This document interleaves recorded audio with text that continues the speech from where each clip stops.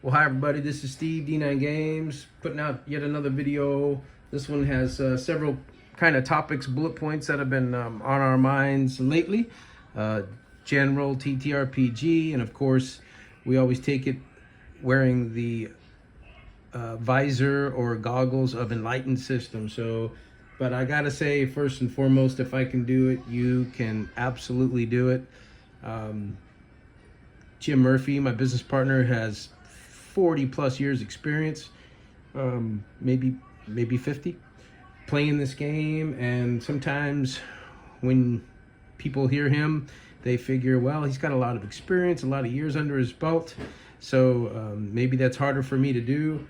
I, on the other hand, have been playing for quite a while, but not as much experience by far. But absolutely, with some of these tips, tricks, and beginner ideas, if I can do it, absolutely you can do it.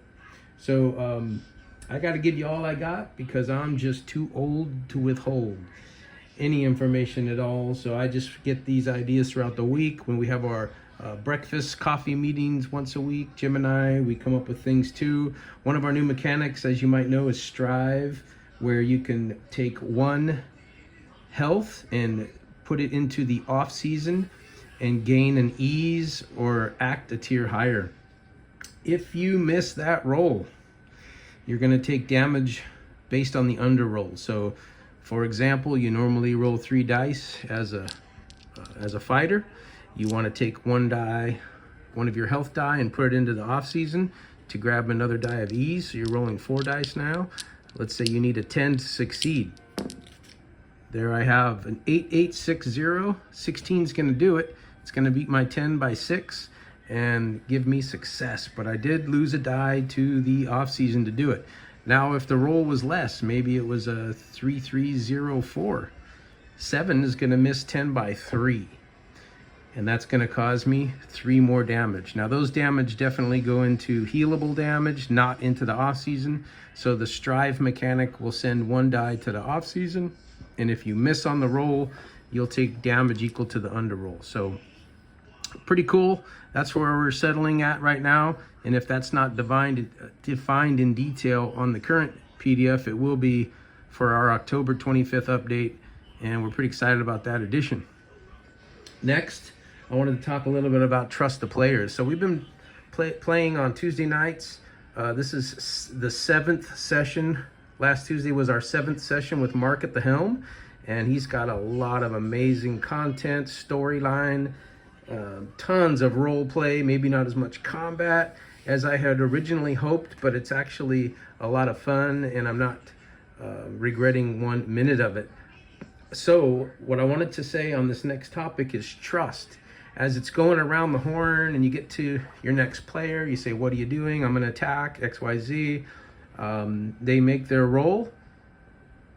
Don't question their roll. if they pick up 4 dice and you think they should probably be rolling 3, it doesn't really matter. At the flow of gameplay, they're going to announce what they did and move on.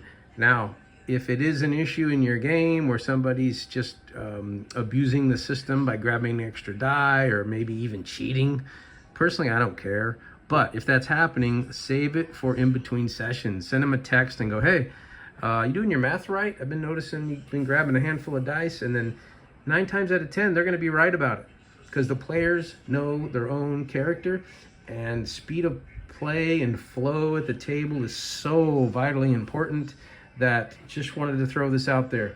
When in doubt, trust the players. And if it's not exactly correct, who cares? If you play it right, you can always dial up the creature side of the battle and tweak it if you need to anyway. So really, at the end of the day, flow over technicalities, in my opinion, of course.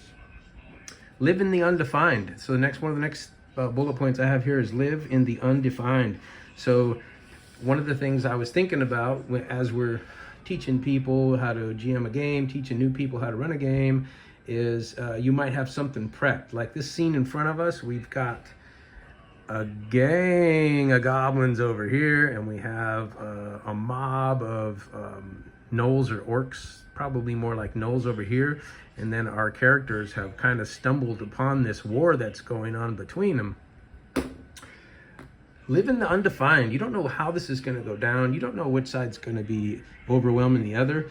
You don't even know what's back at camp for one side or the other. You don't know what your players are going to want to do. They might just want to skirt around this and get to their objective. All things are fine and incredible and better not to know. So on my bullet point here, I have live in the undefined. So when I'm prepping, let's say this is the scene I have prepped, that's the extent of it. I'm prepped to this point and I don't know what my players are gonna do. I'm excited not to know what my players are gonna do so that I can roll with the punches and see what happens. Maybe I think these gnolls are already wiping out the goblin and they want to detour and wipe out the party and then get back to business with the goblin. Who knows? Maybe the goblin remember a pact they have with the player characters and say, hey, help us out. And then they turn to actually help the gnolls. Maybe they say, no, we don't want to help you out, and attack the goblins. Or like I said, they want to run away or skirt around this battle. It doesn't matter. Prep your first scene and then live in the undefined. Just roll with the punches and go forward, not knowing what's going to happen. So with that in mind, the best thing to do at the end of your session, however it unravels itself, is ask your players, and we use a caller in our game, so we always look to one of the players after they deliberate as to making the final say, and I look to my caller and I say, what are you guys going to do next session? And they will tell me, we are going to go to the island of Ganal, or we are going to take up this guy's offer to ride his ship out to the island, or we're going to take an off season here in Wormwood. Whatever the case may be, that's what you prepare for so you can lay it down on the table next session. So you're really ebb and flowing between prepping a scenario and living on your bullet points. If you run out of scenario, you go to your bullet points. If you run out of bullet points or ideas at the table, you might say, hey, that's all I got for tonight. It's been fun. Look at the caller. Do you guys want to deliberate before you tell me what you want to do next time? And then they chit chat and decide, and then you prep for that. So you kind of ebb and flow between a prepped encounter, the next moment, if you will, and your bullet points. So you know, you've heard me say before, you've got bullet points for each direction, bullet points for each area, and you kind of live and breathe on those bullet points and keep them vague so that you can bounce off of your players' ideas. But at the end of the session, it's pretty important to me anyway, and I highly recommend it, is to get the caller or the consensus of the group as to what they're going to do next. So you go from prep to bullet points to prep, and then you kind of bounce back and forth. In the off season, I want to talk about off season a little bit. In the off season, up to this point, in my mind's eye anyway, the mages have basically had to develop and improve and level up based on their element that they've chosen. But we are opening up the floodgates with magic right now and spells, and this will definitely be in the October update, where if there's a storyline that backs up a mage's idea to learn a spell outside of their element, let's say the fire mage wants to learn prestidigitation. One of the things is they've got to have some storyline to back it up. Maybe they find a scroll, or they find an artifact, they find a spell book, something that's going to give them purpose to learn something outside of their basic training, let's say. So let's say this fire mage wants to learn prestidigitation, which might not have anything to do with fire. So I say, well, where'd you come across this tip, this idea, this information? It says, well, remember the spell book we came across? I found something in the spell book that I could understand talking about this spell that allows me to move things around up to 20 feet. Excellent. If they ever upgrade or tier that to another tier, then they can go to maybe 40 feet, or maybe they can move heavier objects. So we're going to open up the floodgates with spells. Anything you can possibly imagine, if it matches the storyline, if there's a purpose or a reason.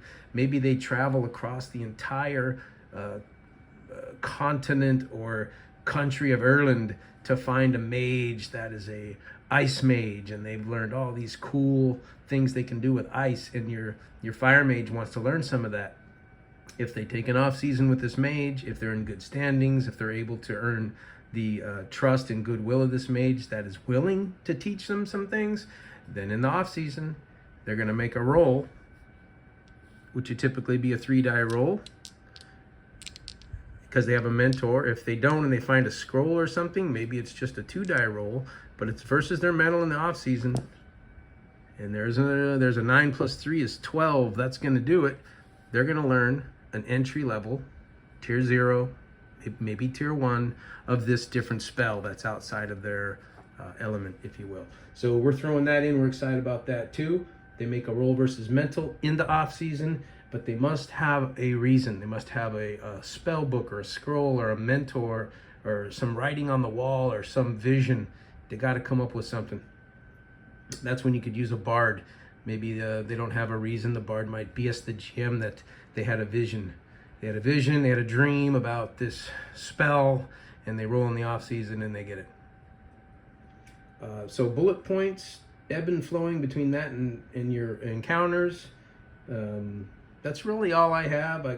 Another note here, I talk a little bit about how other TTRPG players, the game masters or the dungeon masters or the referee, whatever you call them, might sometimes feel a little shackled because they feel like they have to bounce off the rules. And when you've got 4, 5, 6 players versus one game master, if it's in the spirit of versus, which it really shouldn't be in my opinion, but if that's the way it goes, a lot of times that game master doesn't have a prayer, because they all have the same rule book.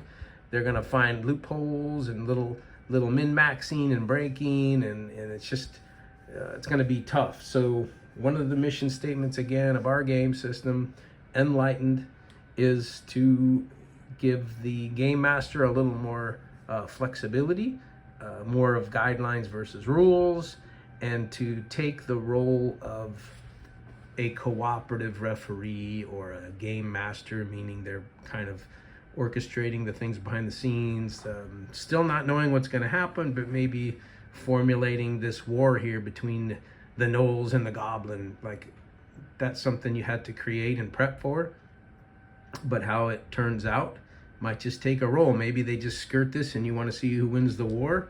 You say, okay, this is for the goblins, we've got 13. This is for the gnoll, we got 12. So the goblins barely win the war. Bloodshed, it's going to take a year to recover, but they did win the territory or whatever.